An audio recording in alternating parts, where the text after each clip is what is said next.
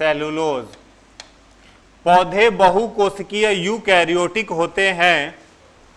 पौधे बहुकोशिकीय यूकैरियोटिक होते हैं जिनकी कोशिका भित्ति सेलुलोज की बनी होती है। जिनकी कोशिका भित्ति सेलुलोज की बनी होती है। हो गया।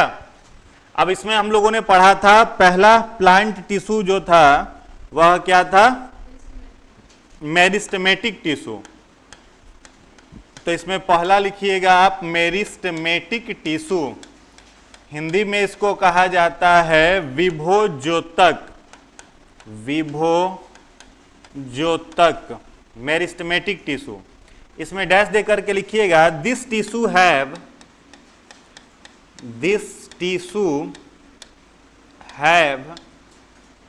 कैपेसिटी टू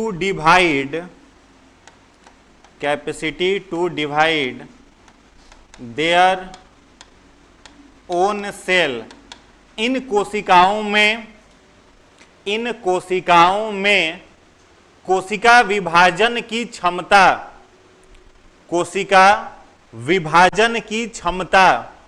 पाई जाती है। कोशिका विभाजन की क्षमता पाई जाती है। इसमें पहला था एपिकल मेरिस्टेम। हिंदी में कहा जाता है इसको अग्र विभोज्योतक, एपिकल मेरिस्टेम। इसमें डैश दे करके लिखिएगा इट कॉन्टेन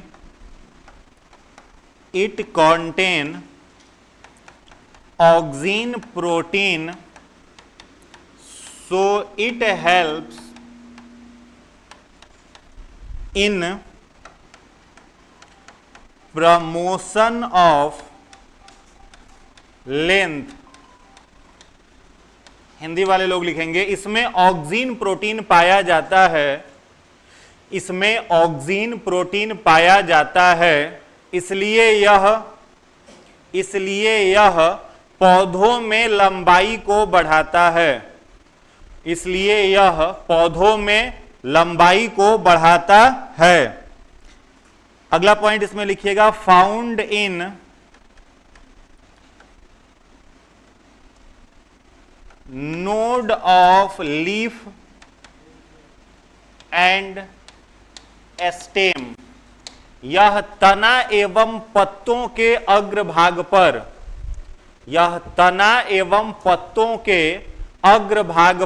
पाया जाता है। तना एवं पत्तों के अग्रभाग पर पाया जाता है। दूसरा लिखिएगा इंटरकैलरी मेरिस्टेम। इसका हिंदी लिखिएगा मध्य विभोज्योतक।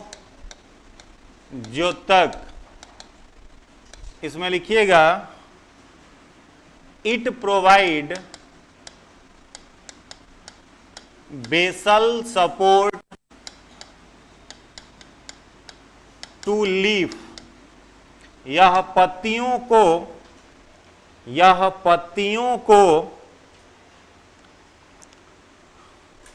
यांत्रिक सहायता प्रदान करता है। तीसरा लिखिएगा लेटरल मेरिस्टेम।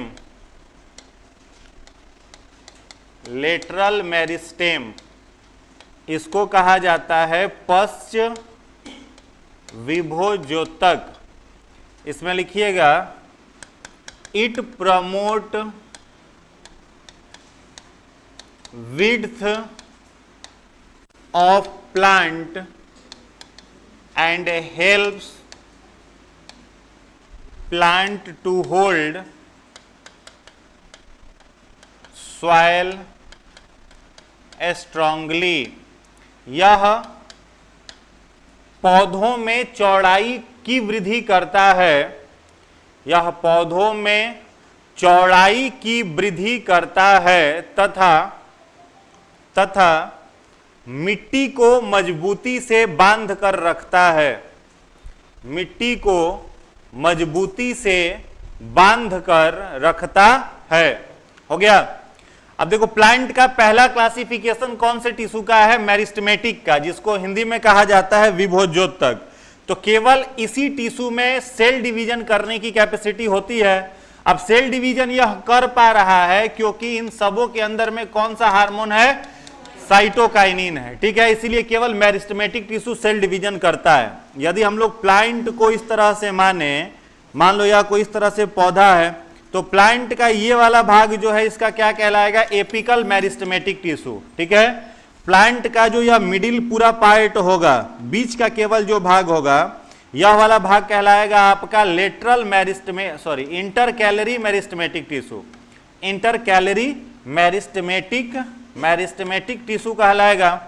और ये वाला जो भाग है प्लांट का किनारे वाला पूरा का पूरा, ये आपका क्या कहलाएगा? लेटरल। ठीक है, यह हो गया आपका लेटरल वाला भाग। तो लेटरल मेरिस्टेमेटिक टिश्यू का काम क्या है? प्लांट में चौड़ाई को बढ़ाना। एपिकल का काम क्या है? प्लांट में लंबाई को बढ़ाना। और इंटरकैलरी जो बीच का है, यह क्या करता है? बेसल सपोर्ट देता है, प्लांट को मैकेनिकल सपोर्ट देता है, स्ट्रेंथ देता है। समझ गए? और केवल इन्हीं 3 टिश्यू में सेल डिवीजन की कैपेसिटी है। बाद बाकी यही मेरिस्टेमेटिक टिश्यू जब सेल डिवीजन कर लेता है तो किसमें बदल जाता है? परमानेंट में। और जैसे ये परमानेंट में बदल जाएगा, इसकी सेल डिवीजन की कैपेसिटी भी क्या हो जाएगी? खत्म हो जाएगी, वो सेल डिवीजन नहीं कर पाएगा। याद रहेगा? चलिए, तो इसके बाद लिखिएगा परमानेंट टिश्यू। नेक्स्ट लिखिएगा परमानेंट टिश्यू।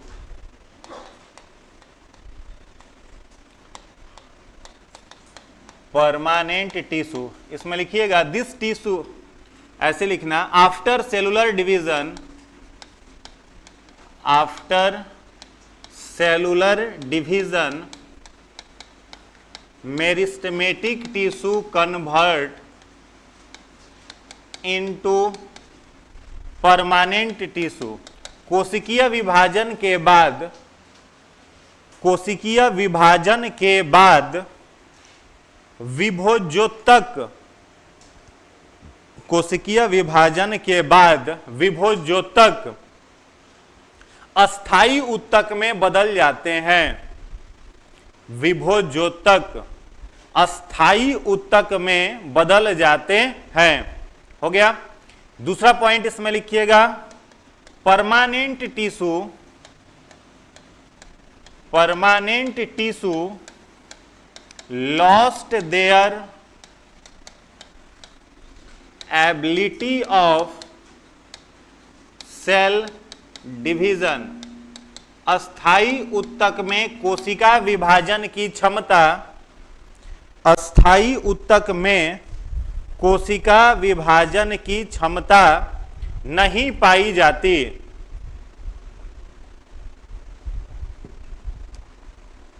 अस्थायी उत्तक में कोशिका विभाजन की क्षमता नहीं पाई जाती। ठीक है, चलिए अब परमानेंट टिश्यू का पहला पार्ट लिखिएगा पैरेनकाइमा। पहला इसमें लिखिएगा क्या? Parenchyma.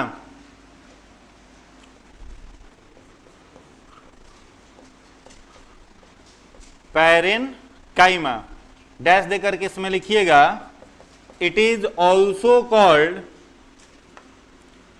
It is also called aerenchyma because intercellular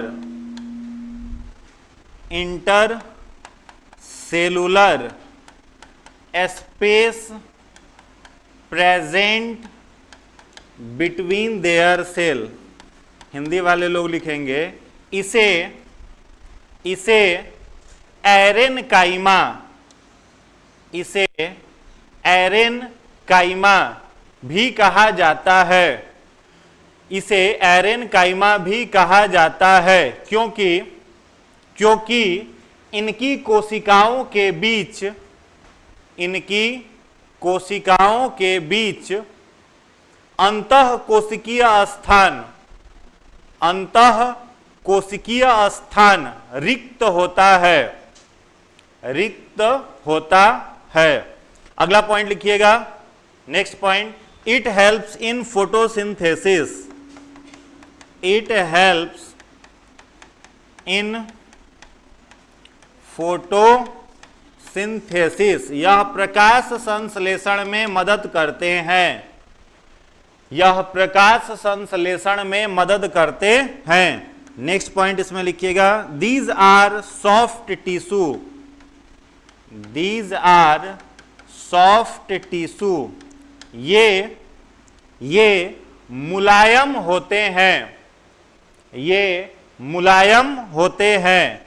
अगला पॉइंट लिखिएगा, found in leaves only, found in leaf only, यह केवल पत्तों में पाए जाते हैं, यह केवल पत्तों में पाए जाते हैं। ठीक है, अब देखिए ये जो टिश्यू है आपका पैरेन्काइमा, इसका शेप कैसा होगा, राउंड शेप। अब राउंड शेप ढेर सारे सेल आपस में मिलेंगे तो एक चीज तो जरूर होगा कि इनके बीच में कौन सा स्पेस बच जाएगा, इंटरसेलुलर स्पेस बच जाएगा। अब चूंकि ये इंटरसेलुलर स्पेस इसके बीच में है तो यह कैसा होगा, हार्ड की सॉफ्ट, सॉफ्ट होगा।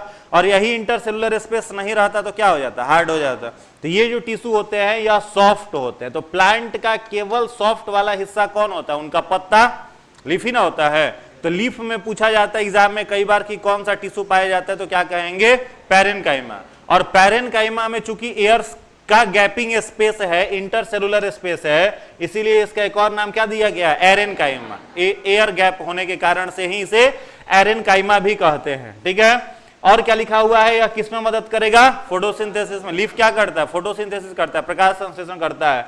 और ये कैसा होगा, सॉफ्ट नेचर का होगा, मुलायम होगा और प्लांट के पत्तों में पाया जाता है, याद रहेगा। दूसरा लिखिएगा इसके बाद कॉलेनकाइमा, पैरेन्काइमा के बाद सेकंड लिखिएगा कॉलेनकाइमा, डैश देकर के लिखिएगा, it is found in A stem, यह तना में पाया जाता है, यह तना में पाया जाता है। दूसरा पॉइंट लिखिएगा, it provide strength of plant tissue, यह पौधों को मजबूती प्रदान करता है, पौधों को मजबूती प्रदान करता है। अगला पॉइंट लिखिएगा, it provide flexibility to plant,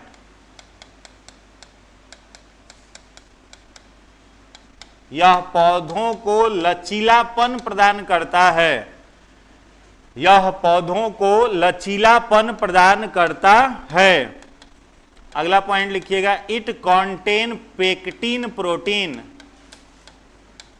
इसमें पेक्टिन नामक प्रोटीन पाया जाता है, इसमें पेक्टिन नामक प्रोटीन पाया जाता है। ठीक है, तो प्लांट का जो तना होगा, स्टेम, तना में कौन सा टिश्यू, कॉलेनकाइमा। ठीक है, पत्ता में कौन सा था, स्क्लेरेनकाइमा। इसमें क्या है, कॉलेनकाइमा, स्क्लेरेन कह रहे हैं, पैरेन्काइमा। पत्ता में पैरेन्काइमा, तना में कॉलेनकाइमा। और कॉलेनकाइमा के अंदर कौन सा प्रोटीन, पेक्टिन। और इसी पेक्टिन के कारण पौधे कैसे होते हैं, लचीला। ठीक है, बार बार रिपीट हुआ है यह प्रश्न आपके पीसीएस एग्जाम में कि पौधे लचीले क्यों होते हैं, तो किसके कारण, पेक्टिन के कारण से होते हैं। ठीक है, तो यह इनको क्या करता है, फ्लेक्सिबिलिटी प्रदान करता है। और यह प्लांट में तना में पाया जाता है, उनके स्टेम में पाया जाता है, जिस कारण से पौधे लचीला होते हैं। ठीक है, तो तना में ये टिश्यू है। और तीसरा लिखिएगा इसमें स्क्लेरेनकाइमा, स्क्लेरेनकाइमा, इसमें लिखिएगा, this is a dead tissue, this is a dead tissue, यह एक मृत उत्तक है, यह एक मृत उत्तक है। अगला पॉइंट लिखिएगा, it provide hardness, rigidity, turgidity to plant, यह पौधों को मजबूत बनाता है तथा उन्हें यांत्रिक सहायता तथा उन्हें यांत्रिक सहायता भी प्रदान करता है, तथा उन्हें यांत्रिक सहायता भी प्रदान करता है। हो गया। और इसमें क्लास पॉइंट लिख लीजिएगा, इट कॉन्टेन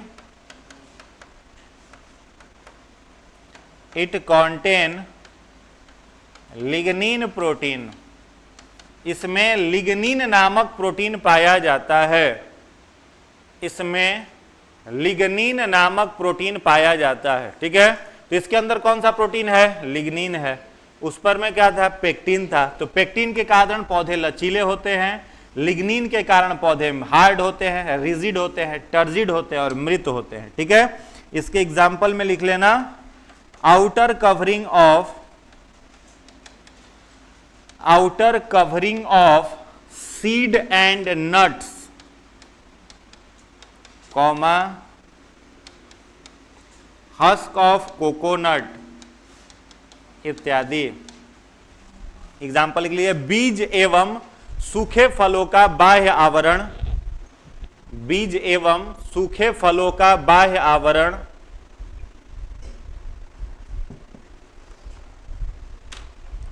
कॉमा नारियल का छिलका, नारियल का छिलका इत्यादि, नारियल का छिलका इत्यादि। हो गया। अब प्रश्न पूछे कि प्लांट का पैरेन्काइमा कैसा था? जीवित था कि मृत था? जीवित था। कॉलेनकाइमा भी जीवित। मृत कौन सा है? एस्केलेनकाइमा। एस्केलेनकाइमा के साथ एक और मृत होता है, कौन? जाइलम। तो जाइलम और एस्केलेनकाइमा मृत है, बाद बाकी सारा प्लांट टिश्यू जीवित है। ठीक है, और ये मृत क्यों है? लिग्निन के कारण। पौधे को पूछा जाए कि रिजिड समझ रहे हैं ना, कठोरता वाला मामला, टर्जिड मतलब चिम्मड़ बनाना। ठीक है, तो यह सब नेचर लिग्निन प्रोटीन के कारण से होता है। तो एस्केलेनकाइमा में लिग्निन पाया कहां जाएगा? तो बीज का जो बीज चोल जिसको कहा जाता है, बीज के ऊपर का जो कठोर वाला भाग होता है, या फिर अखरोट का देखे होंगे, बादाम का देखे होंगे, यह सब क्या होता है? आपका एस्केलेनकाइमा होता है। क्लियर है? चलिए आगे लिखिएगा। नेक्स्ट, घटना चक्र लाए हैं ना? कोई किताब लाए हैं कि नहीं लाए हैं? कोई नहीं लाए हैं? हाँ ठीक है, तो आज क्वेश्चन उसका चलेगा। पढ़ के आए हैं ना? नहीं पढ़ के आए? हाँ, मंगलवार से शुरू करिएगा, प्रसाद चढ़ा के हनुमान जी को। पहले किताब लेके वहां जाएंगे।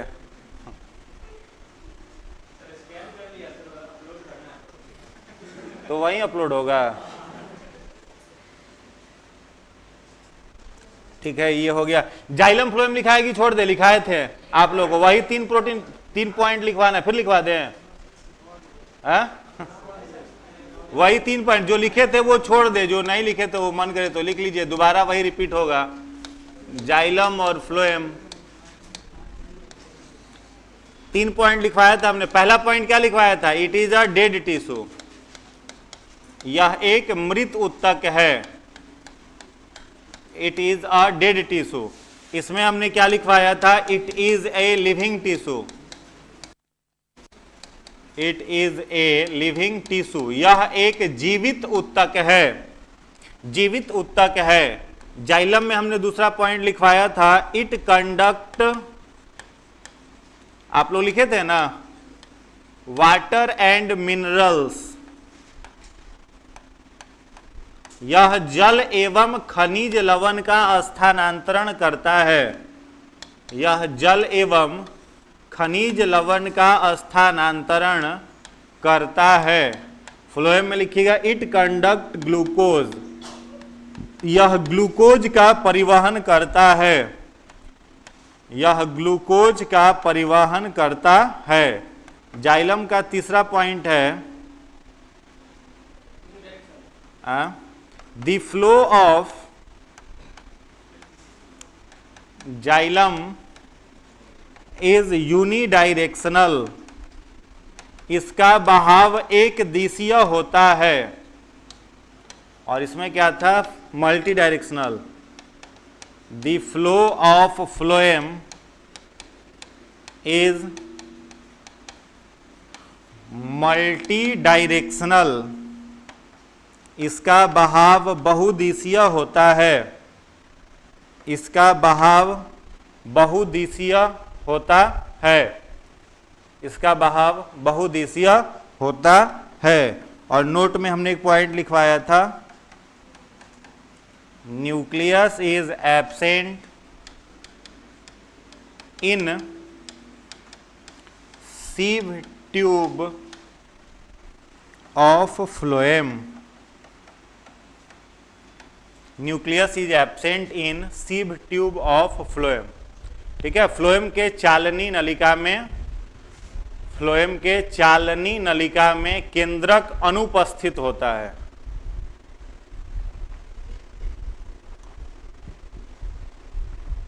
हो गया। घटना चक्र में भी देखिए कुछ कुछ क्वेश्चन जो है वो गलत दिए हुए हैं, आंसर दिया है ना,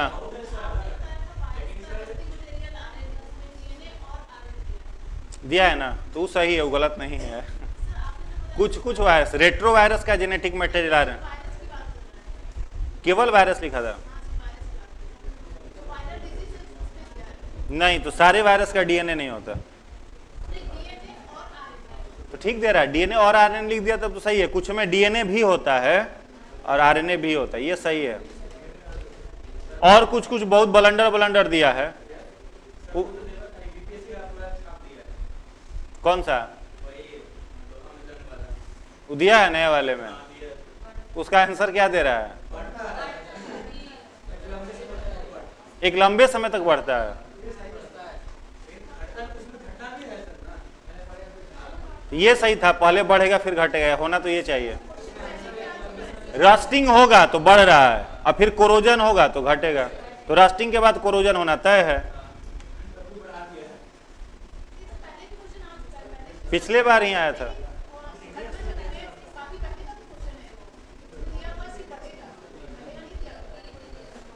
इस बार चेंज कर दिया आंसर,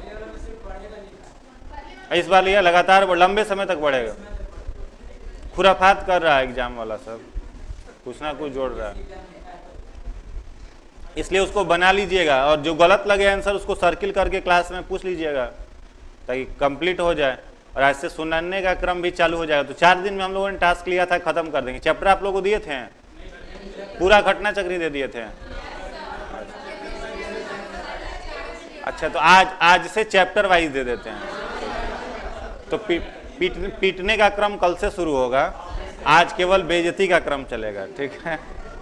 कैमरा आप लोगों की तरफ घूम जाएगा। हाँ, खजूर वाला, प्लाई से चोट नहीं लगेगा, अब खजूर खोजना पड़ेगा जा करके, पटना में खोजना पड़ेगा, आप ही व्यवस्था करके ले आइएगा। मॉर्निंग वाले बैच में खूब पिटाई चला है, परसों किस दिन उसमें पिटाई हुआ था, थर्सडे के दिन। ना आप लोग जरूर नहीं, आप लोग पढ़ लीजिएगा, उम्मीद है। उसमें हम सिंपल सा टास्क दिए थे, हम दिए थे कि देखो कम से कम 100 क्वेश्चन हम पूछ देते हैं, तो 100 क्वेश्चन हम फटाफट 40-45 मिनट में पूछ दिए। ग्रुप बांट दिए थे, तो उसमें जितना क्वेश्चन, अब दूसरा काम दिए थे कि तुम लोगों को अब क्वेश्चन आपस में करना है, मतलब इधर से एक टीम पूछेगा फिर इधर से, तो आंसर तो छोड़ दो, सबको क्वेश्चन ही याद नहीं आ रहा था जो पूछे। अब बताओ, इस लेवल का भकुआ कोई होता है जिसको क्वेश्चन ही याद नहीं हो कि क्या पूछना है। अब इसको क्या कहिए, हम कहें कि चलो इधर से हाथ उठाओ, कितने लोगों को क्वेश्चन उठा, एक भी हाथ नहीं उठा। अब इसी पर टेम्पर गर्म हो गया, भाई पूछ क्यों नहीं रहे हो। ये भी हमने कहा कि ठीक है, तुम जो क्वेश्चन पूछोगे उसका आंसर यदि तुमको नहीं पता होगा तो हम बताएंगे, फिर भी उसको क्वेश्चनों याद नहीं था, इसका मतलब किताब उलाट के ही नहीं देखा घर पे हो। तो इस लेवल का बदमाशी करेगा सब तो क्या होगा। उम्मीद है आप लोग नहीं करेंगे, आप लोग पढ़ करके आएंगे।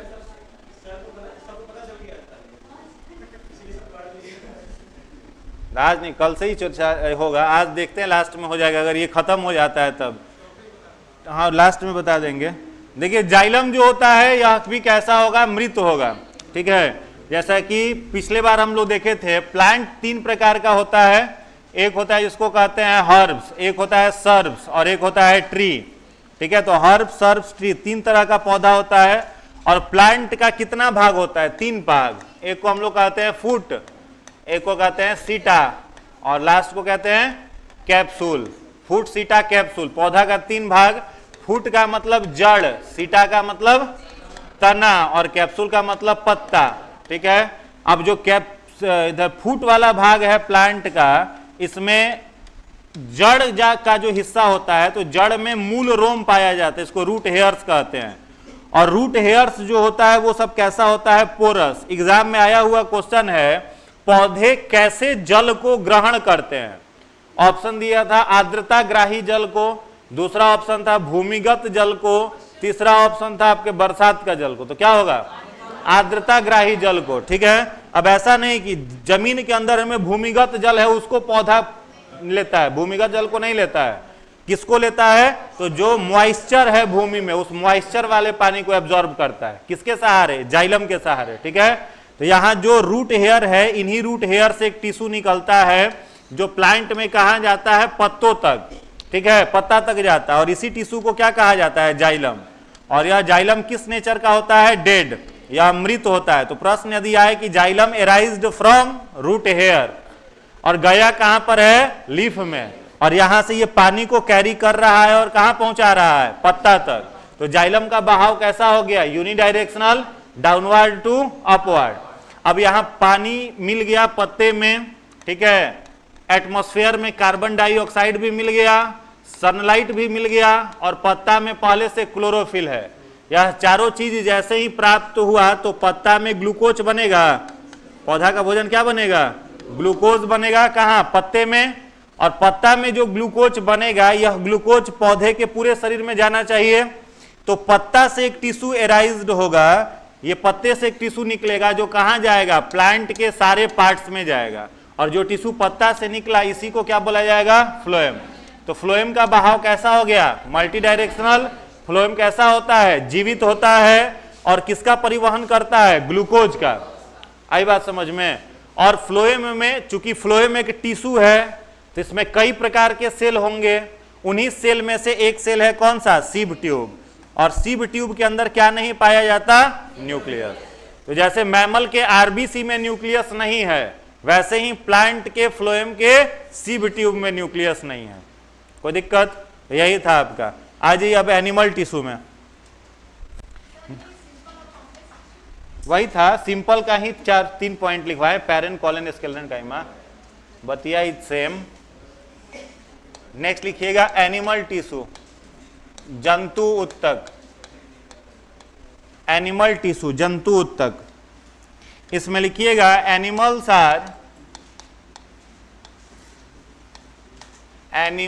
Are multi cellular eukaryotes. जंतु बहुकोशिकीय यूकैरियोटिक होते हैं।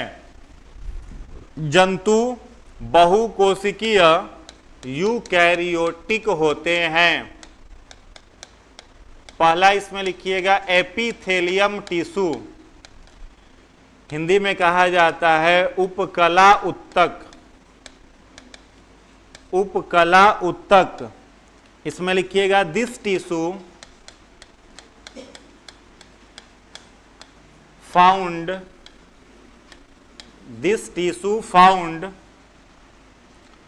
on the wall of skin and body organ। यह उत्तक त्वचा एवं शरीर के अंगों का बाह्य आवरण बनाता है। त्वचा एवं शरीर के अंगों का बाह्य आवरण बनाता है। दूसरा पॉइंट लिखिएगा it protect from mechanical injuries. It protect from mechanical injuries. यह यांत्रिक चोटों से बचाता है। यह यांत्रिक चोटों से बचाता है। दूसरा इसमें लिखिएगा कनेक्टिव टिश्यू। कनेक्टिव टिश्यू इसको कहते हैं संयोजी उत्तक। इसमें लिखिएगा this tissue connect cell and form an organ। ये उत्तक कोशिकाओं को जोड़ते हैं, ये उत्तक कोशिकाओं को जोड़ते हैं एवं अंगों का निर्माण करते हैं। कोशिकाओं को जोड़ते हैं एवं अंगों का निर्माण करते हैं। अब इसमें पहला था एरियोलर टिश्यू, पहला लिखिएगा एरियोलर टिश्यू, कनेक्टिव में पहला एरियोलर। इसमें लिखिएगा it is located just behind the skin and blood vessels. Hindi वाले लोग लिखिएगा यह त्वचा एवं रक्त वाहिनियों, त्वचा एवं रक्त वाहिनियों के नीचे पाया जाता है। त्वचा एवं रक्त वाहिनियों के नीचे पाया जाता है। एरियोलर के बाद दूसरा लिखिएगा एडिपोज टिश्यू, एडिपोज टिश्यू। इसमें लिखिएगा it helps in storage of fat. यह वसा का संचय करता है, यह वसा का संचय करता है। इसका नेक्स्ट पॉइंट लिखिएगा एडिपोज में it provide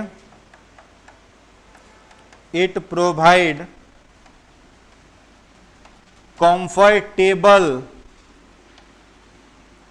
cushion to eyeball and kidney.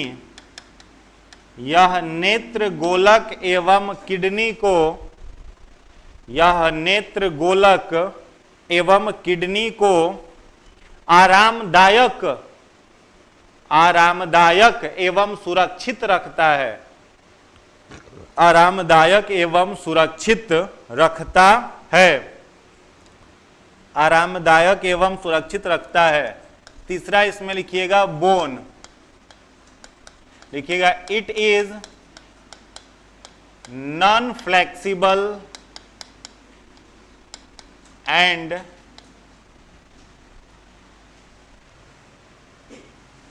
Non elastic due to presence of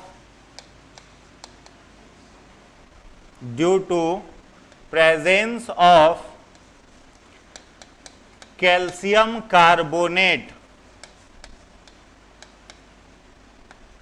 and calcium phosphate. Hindi वाले लोग लिखेंगे यह कठोर होता है क्योंकि यह कैल्शियम कार्बोनेट एवं कैल्शियम फॉस्फेट के नमक द्वारा बनता है।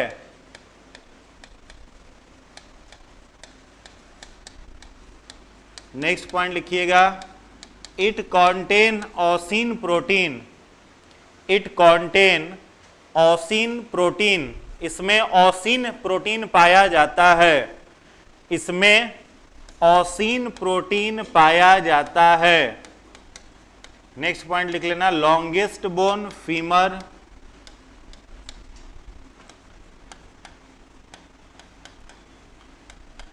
Smallest bone stapes. बोन के बाद नेक्स्ट लिखिएगा कार्टिलेज, लिखिएगा it is formed by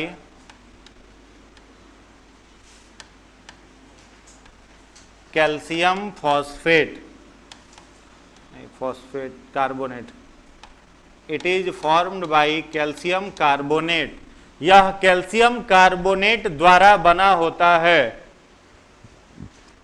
calcium carbonate द्वारा बना होता है। इट कॉन्टेन कॉन्ड्रीन प्रोटीन, इसमें कॉन्ड्रीन नामक प्रोटीन पाया जाता है, इसमें कॉन्ड्रीन नामक प्रोटीन पाया जाता है। It is flexible and elastic bone, यह मुलायम अस्थि होती है, यह मुलायम अस्थि होती है। एग्जाम्पल में लिख लेना, tip of nose, comma, pinna इत्यादि, टिप ऑफ नोज, पिन्ना इत्यादि। क्लियर है? अब चलिए नेक्स्ट लिखिएगा, डी हो गया। ई में लिखना टेंडन, टेंडन में लिखिएगा these are hard tissue which connect bone with muscles। Hindi वाले लोग लिखेंगे ये कठोर उत्तक होते हैं, ये कठोर उत्तक होते हैं जो हड्डी को मांसपेशी से जोड़ते हैं, ये कठोर उत्तक होते हैं जो हड्डी को मांसपेशी से जोड़ते हैं। हो गया? उसके बाद लिखिएगा ligament, ligament, these are soft tissue connect bone with bone, ये मुलायम उत्तक होते हैं, ये मुलायम उत्तक होते हैं जो हड्डी को हड्डी से जोड़ते हैं, जो हड्डी को हड्डी से जोड़ते हैं। उसके बाद लिख लीजिएगा सेलेक्सर, इट कनेक्ट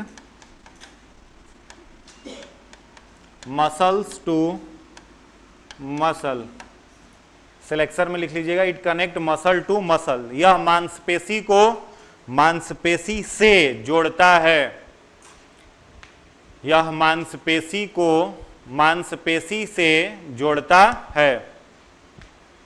लिख लिए? खत्म? अब इसको एक बार देख लो एक नजर। एनिमल टिश्यू कैसा होता है? मल्टी सेलुलर, ठीक है? जितना भी एनिमल्स है सब मल्टी सेलुलर है, यूकैरियोट है। अब इसमें पहला टिश्यू कौन सा है? एपिथेलियल। तो एपिथेलियल कहाँ पाया जाएगा? हमेशा शरीर के अंगों के बाहर। अब आपसे पूछे कि स्टमक के बाहर कौन सा टिश्यू है? तो एपिथेलियल। तो शरीर का जितना भी अंग है उन सारे अंगों का ऊपरी आवरण जो होता है वह किस टिश्यू का? एपिथेलियल, ठीक है? इसी के कारण से स्पेशली त्वचा और बॉडी ऑर्गन दोनों में यह आपका पाया जाता है। क्या काम करेगा? बाह्य आघातों से शरीर की रक्षा करता है। दूसरा कौन सा है? कनेक्टिव। तो कनेक्ट वर्ड का मतलब क्या है? जोड़ने वाला, जोड़ने वाला।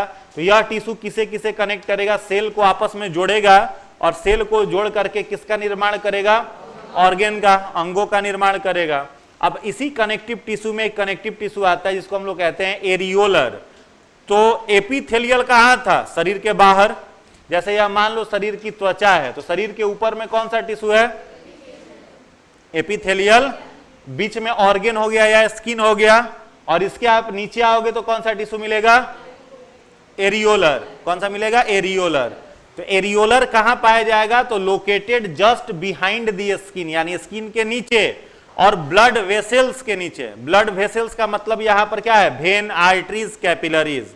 ब्लड वेसल्स किसे कहते हैं? वेन को, आर्टरीज को और कैपिलरीज को। वेन कैसे ब्लड को कैरी करता है? डीऑक्सीजनेटेड। आर्टरी किसे करता है? ऑक्सीजनेटेड। और कैपिलरीज इन दोनों को क्या करता है? कनेक्ट करता है, जोड़ता है।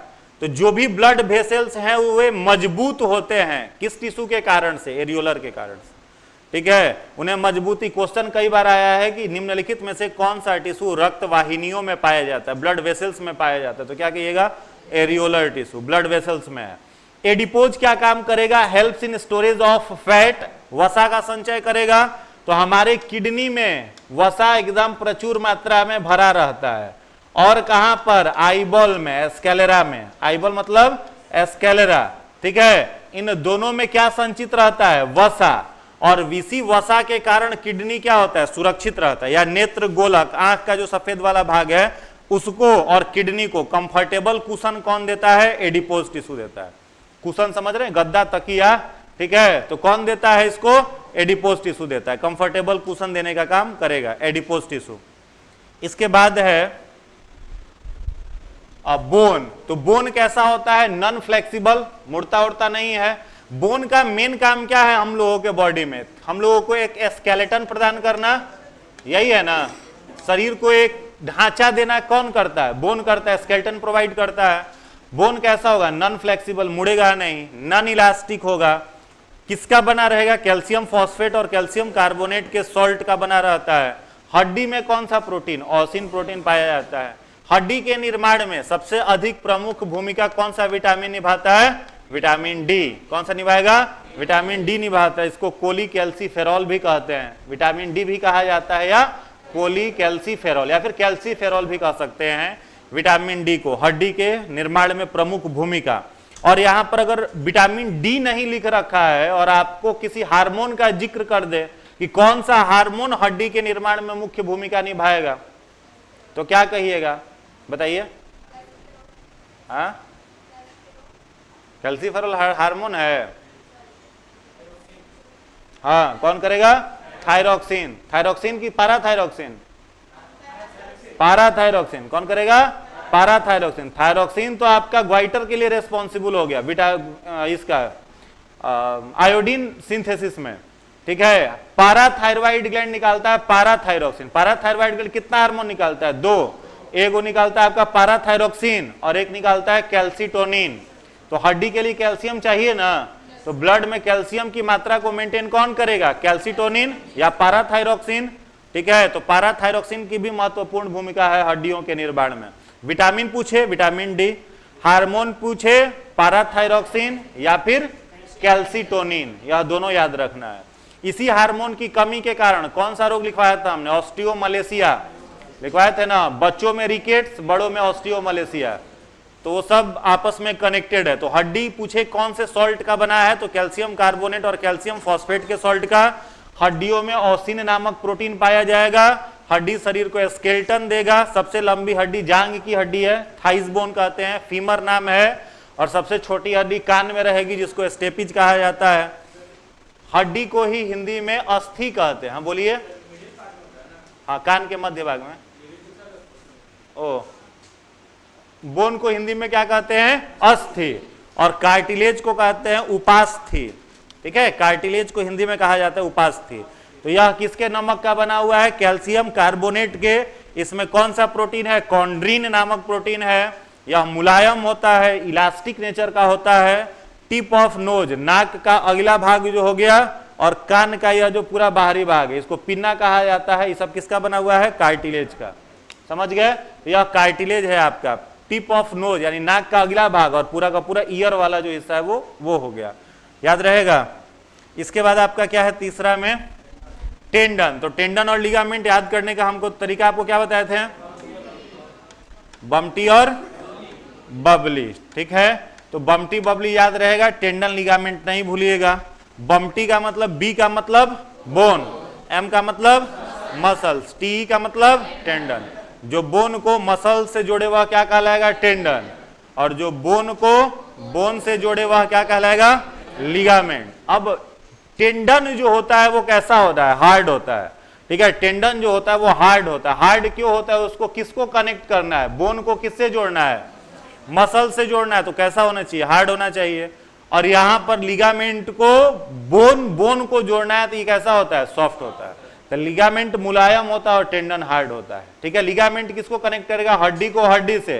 टेंडन किसे कनेक्ट करेगा, हड्डी को मांसपेशियों से। और सेलेक्सर जो है वो किसको कनेक्ट करेगा, मांसपेशी को मांसपेशी से जोड़ेगा, मसल्स को मसल से जोड़ेगा। ठीक है, तो इतना ही था आपका टिश्यू का मामला, जिसके बारे में बताए थे मालफिजी साहब।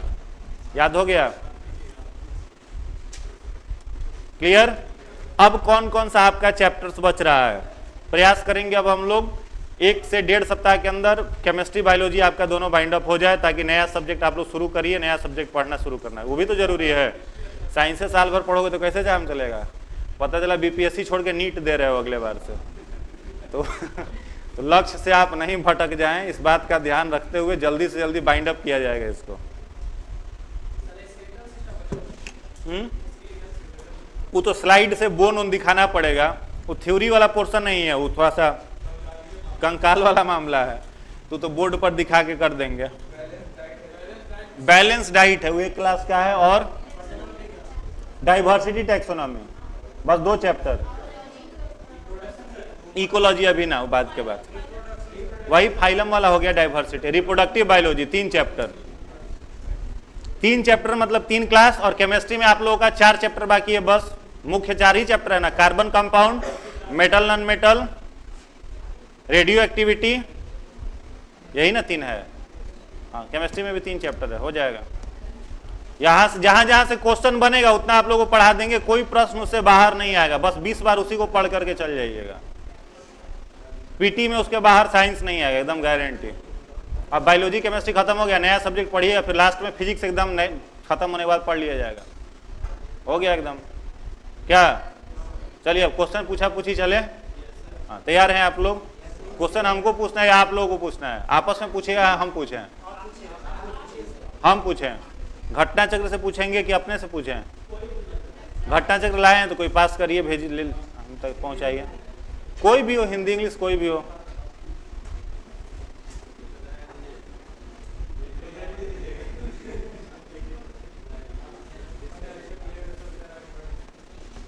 संख्या लगभग दोनों तरफ बराबर है। अरे प्लेयर आपके तरफ सब धुरंधर प्लेयर बैठा हुआ। किसका है? मुंबई इंडियंस है आपका?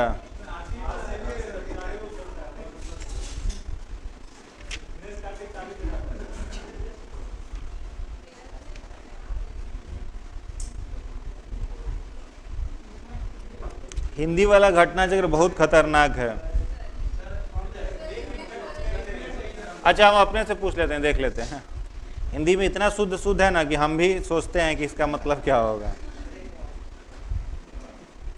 अब पारा लिखा हुआ है तो समझ में आया, लिख दिया पारद धातु किसका मिश्रण। अब पारद सोचते रहो, बहुत खतरनाक वर्ड प्रयोग किया है। चलो तो नंबर वाला कर देते, जिनको आंसर पता हो। लाइव वाला तो, लाइव तो बहुत आसान था। चलिए तो इधर कौन सा होगा? टीम ए हो गया, या कुछ नाम दे देते हैं। टीम ए कौन सा रहोगे?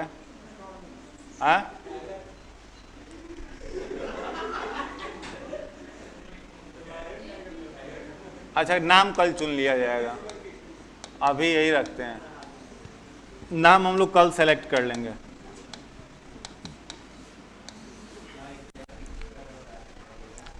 ठीक है, चलिए तो टीम ए इस साइड है, दो रो टीम ए का है और उधर का 2 रो टीम बी का है। ठीक है, टीम ए के लिए क्वेश्चन है, जिनको आंसर पता हो वो हाथ उठाएंगे, नहीं पता हो तो हाथ नहीं उठाएंगे। क्वेश्चन है, अल्टीमीटर यंत्र का प्रयोग किस चीज के मापन में किया जाता है? टीम ए से है, बताइए। वायुयान से ऊंचाई मापने के लिए। ठीक है, चलिए 1 नंबर इधर जाएगा। नेक्स्ट क्वेश्चन है टीम बी से, पता हो तो हाथ उठाइएगा। बैरोमीटर यंत्र का उपयोग किसके मापन में किया जाता है? बैरोमीटर, बताइए। वायु दाब मापने के लिए। चलिए तीसरा प्रश्न है आपका टीम ए से, कैपिटल जी का वैल्यू बताना है। कैपिटल जी ग्रेविटेशनल कांस्टेंट हाथ उठाइए, पहले बोलिएगा, नंबर कट जाएगा जो होगा। जिनको पता हो हाँ बताइए, बताइए। 6 पॉइंट केवल 6.6 पूरा बोलना है, यूनिट भी बोलना है।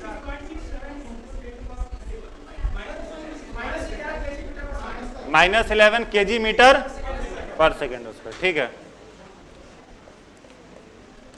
चलिए अगला प्रश्न जो है आपका टीम बी से है।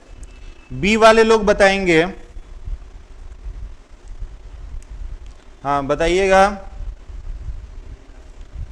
इंडोस्कोप का प्रयोग क्या किसमें किया जाता है? इंडोस्कोप या इंडोस्कोप, हाँ बताइए, बोलिए। ठीक है, आंतरिक अंग तंत्रों के परीक्षण में। चलो टीम ए वाले लोग बताना। हाइग्रोमीटर बताओ। हाइग्रोमीटर पूछे थे? पूछे थे? आर्द्रता वाला पूछे थे ना?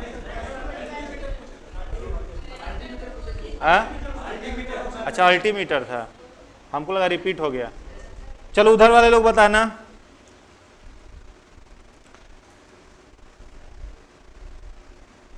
फोटोमीटर का प्रयोग किसमें किया जाता है? हाथ उठाना है।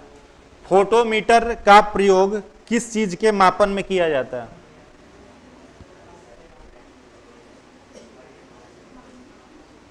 किताब उताब नहीं देखिएगा। टेम्परेचर, एक विकल्प खत्म हो गया, अब केवल एक लोग और बोल सकते हैं, बस केवल एक और आंसर है। नहीं ऑप्शंस नहीं है, बताइएगा। 2 लोग बोल दिया, क्या बोला दूसरा? तुम लोग ऐसे करोगे जी? अच्छा दूसरा कौन बोलेंगे? वो हाथ उठा। लाइट, क्या लाइट का?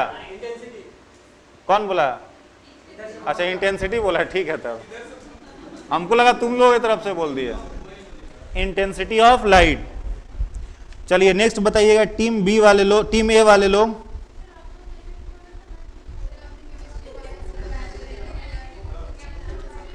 तो क्या दिक्कत है? आसान तो है, इधर से है ना। सोनार का फुल फॉर्म बोलना है। सोनार, पहले मन में सोच लीजिए, बताइए। साउंड, हाँ रैगिंग, ठीक है, बैठ जाइए। देख रहे हैं किताब उलाटे हो कि नहीं आप लोग? वो चेक कर लेते हैं पहले।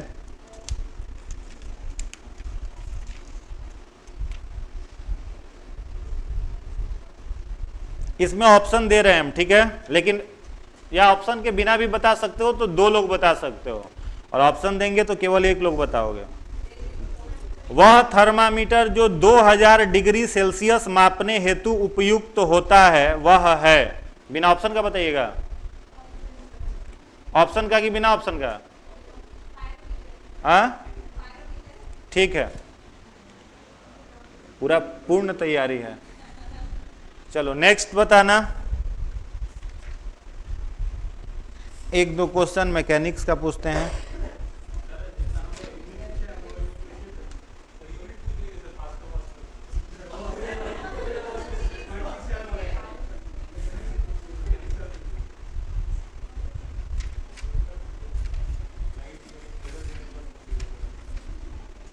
हमको कभी कभी लगता है इस किताब से तैयारी करने की जरूरत है नहीं, इतना आसान आसान क्वेश्चन है इसमें।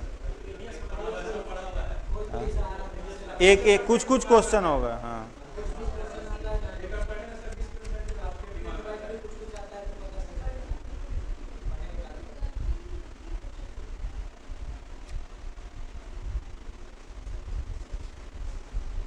चलिए इधर से बताइएगा बिना ऑप्शन का, ठीक है। मानव शरीर का सर्वाधिक भार कहाँ होता है, या किसी भी मैक्सिमम वेट ऑफ बॉडी? कौन? बिजली वाला पोल पर, अर्थ के पोल पर, सही में ना? और सबसे कम कहाँ होगा? इक्वेटर पर होगा। तो 2 नंबर दे, 2 बताया आप लोग। चलिए अब प्रश्न किधर से है? आप लोगों के लिए, ठीक है। अगर कोई बॉडी से सर्कुलर पाथ पर घूम रही है तो वर्क डन क्या होगा? इधर से बताना है। हाँ 0।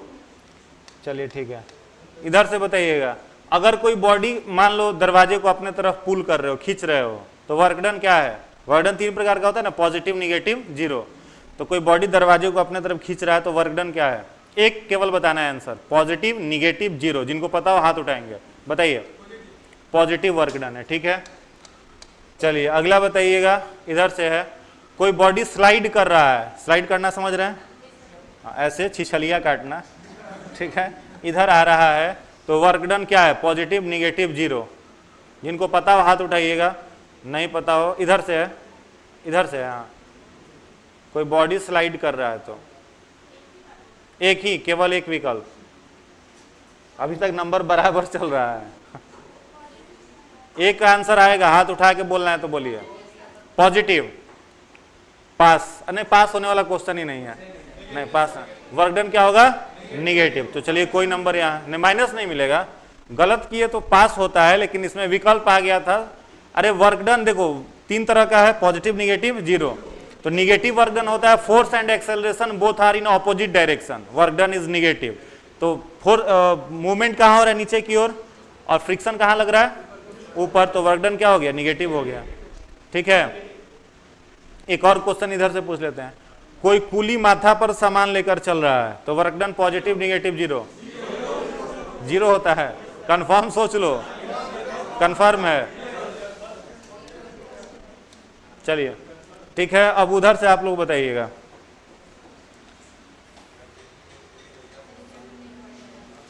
एक ऑप्शन मिलेगा केवल, ठीक है, केवल एक होगा। वैक्यूम में रुई को और पत्थर को छोड़ दिया गया, तो जमीन पर पहले कौन आएगा? आंसर पत्थर और रुई को एक बार फेंका गया है, वैक्यूम में है, अब नॉर्मल फेंक दिया गया तो कंफर्म होना है? नहीं, बैलेंस नहीं कर रहे हैं। चलो अब इधर से, अब जो आंसर नहीं दिया है वो आंसर देगा, जो दे रहा है वो नहीं बताएगा। बताइएगा इसमें से आप लोग, एक्सरे के खोजकर्ता कौन है? कितना लोग बताइए? रोएंटजन। एक्सरे किसने बनाया? रोएंटजन ने बनाया। चलिए नेक्स्ट बताइएगा उधर से, चेचक का टीका किसने बनाया? एडवर्ड? कंफर्म हो? चलो अब इधर से आप बताइएगा, थोड़ा सा आसान क्वेश्चन ही चलेगा। आप बताइएगा, कॉकरोच के रक्त का रंग सफेद किस कारण से होता है? कौन से पिगमेंट के कारण से कॉकरोच के रक्त का रंग सफेद होता है? अब हीमो ही है, लेकिन 3 तरह का हीमो है।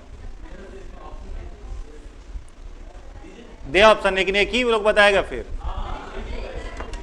Myoglobin, myoglobin, haemolymph, haemocyanin, haemoglobin.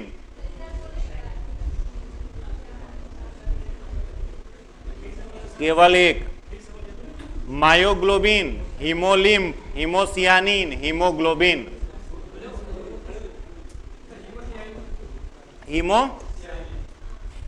पास, हीमोसियानिन है, अरे हीमोलिम्फ होता है। क्या होता है? हीमोलिम्फ होता है। अरे हीमोलिम्फ होता है, हीमोसियानिन नहीं होता। सबका गलत हो, कोई नंबर नहीं। आप चलिए, तो जब गलत इन लोगों का बोल के पास गए हैं तो बुद्धि काम नहीं कर रहा था।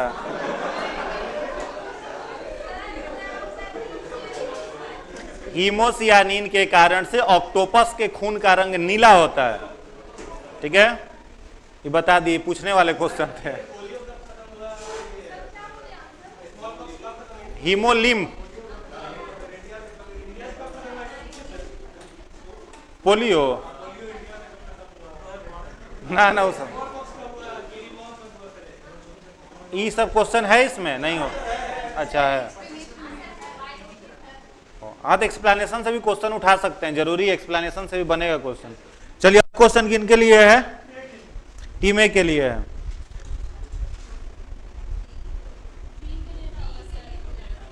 हाँ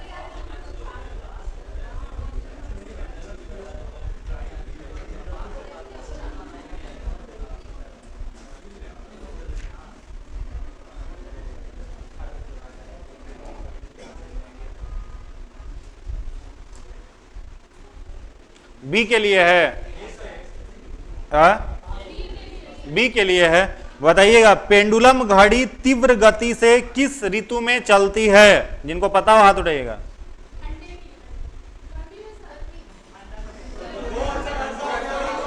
बस 2 आना था, 2 आ गया। अब इन दोनों में से किसका वैल्यू दें? ठंडा या गर्मी में? अच्छा, इसमें वो मुखिया चुनना पड़ेगा जो बताए ठंडा की गर्मी। ठंड के दिनों में? चलो ठीक है, ठंड के दिनों में चलता है।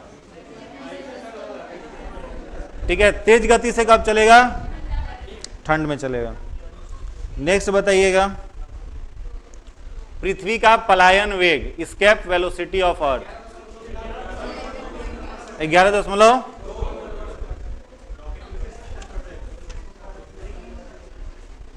चलिए टीम ए के लिए 2 नंबर का, एक ही नंबर ना? अच्छा, 2 बार बताएं। शीतकाल में जब झील के ऊपरी सतह का पानी बर्फ में बदल जाता है, फिर भी जलीय जंतु जीवित रहते हैं, क्योंकि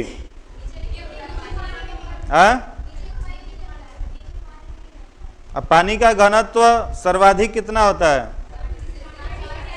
4 डिग्री। बहुत पढ़ लिए हो जी आप लोग, पूरा मेहनत कर रहे हो। ठीक है, इतना आंसर आता है आप लोगों की तरफ से तो थोड़ा मन खुश रहता है। बोका सब जैसे बैठा रहता है सब तो मन दुखी हो जाता है। चलिए नेक्स्ट बताइएगा, किधर से? टीम ए वाले लोग हैं।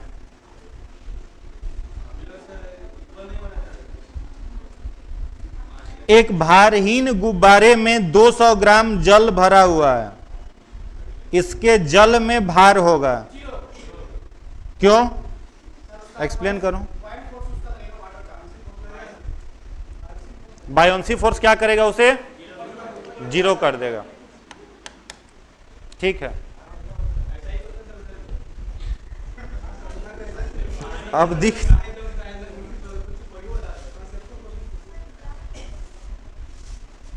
इस तरह का क्वेश्चन दिखे तब ना, मिल नहीं रहा है जल्दी।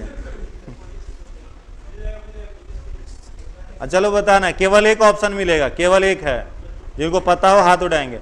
जब कुएं से पानी की बाल्टी को ऊपर खींचते हैं तो हमें महसूस होता है कि बाल्टी भारी हो गई है, हल्की हो गई है, स्थिरता खो बैठी है, द्रव्यमान में वृद्धि हुई है। कंफर्म हो? और कुछ नहीं हो? भार और में मास उसमें कुछ अंतर, और स्थिरता नहीं खोएगा अपना। अच्छा, ऐसा क्यों होता है? आर्किमिडीज प्रिंसिपल के कारण। चलो ठीक है, चलो इधर से आप लोग बताइएगा, इधर से आप लोग बताइएगा, हाथी पांव रोग शरीर के किस अंग को प्रभावित करता है? एस्प्लीन को। कंफर्म है? ठीक है, एस्प्लीन को प्रभावित करेगा। नेक्स्ट टीम बी से बताइएगा, निम्न में से किस विकिरण में ऊर्जा प्रति क्वांटम सर्वाधिक होगी?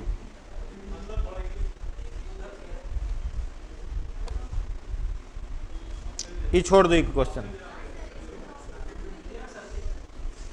किधर के लिए है इसीलिए दें उधर। हाँ ये ठीक है। दृश्य स्पेक्ट्रम की तरंगदैर्घ्य सीमा कितनी है? विजिबल स्पेक्ट्रम जो होता है उसका वेवलेंथ कितना से कितना के बीच होता है? ऑप्शन चाहिए तो एक विकल्प मिलेगा केवल, ध्यान से सुनिएगा।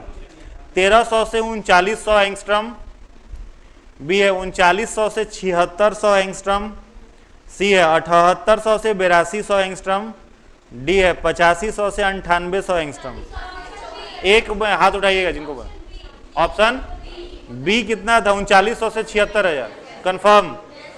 ठीक है, विजिबल स्पेक्ट्रम होता है।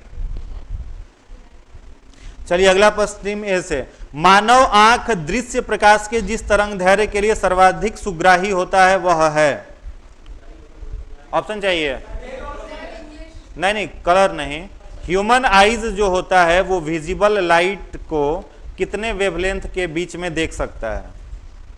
ठीक है, या फिर एग्जैक्टली भी बता सकते, वेवलेंथ बता रहे हैं।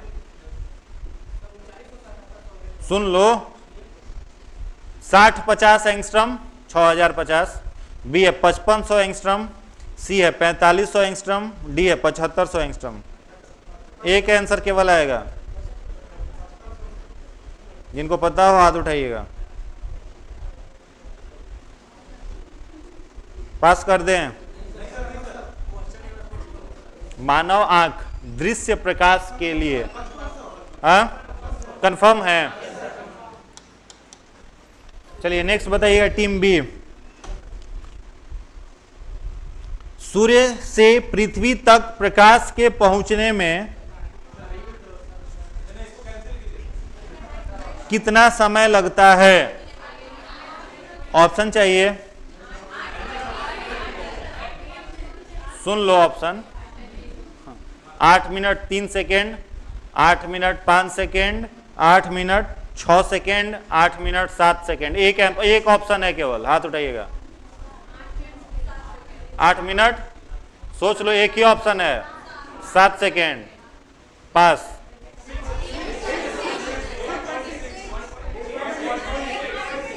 एट पॉइंट, दोनों कैंसिल, 8.5 होता है, 8.5 नॉट 6।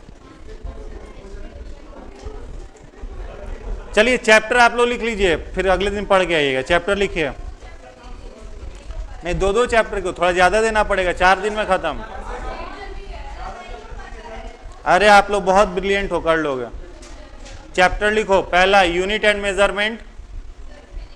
फिजिक्स है तो क्या दिक्कत है, पहले से ऐसा थोड़ी कुछ नहीं पढ़े होंगे, पढ़े तो होंगे ही। हाँ, विद्वान, चेहरे पर विद्वान लिखा हुआ है।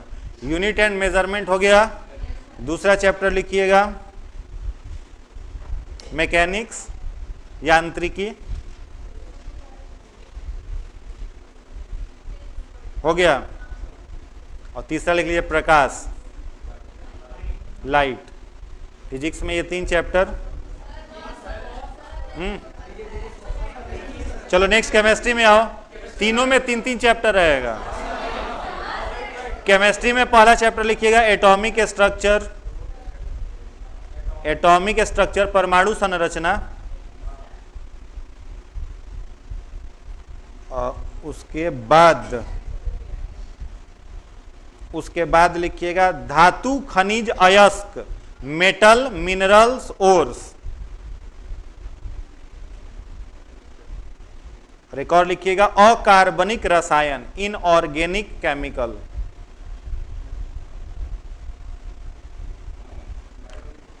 और बायोलॉजी में लिख लीजिए टेक्सोनॉमी, वर्गीकी। टेक्सोनॉमी हिंदी में कहते हैं वर्गीकी। दूसरा लिखिएगा कोशिका, सेल। और तीसरा लिखिएगा जैव विकास, जैव विकास, इवोल्यूशन। इवोल्यूशन इतना पढ़ करके आइएगा।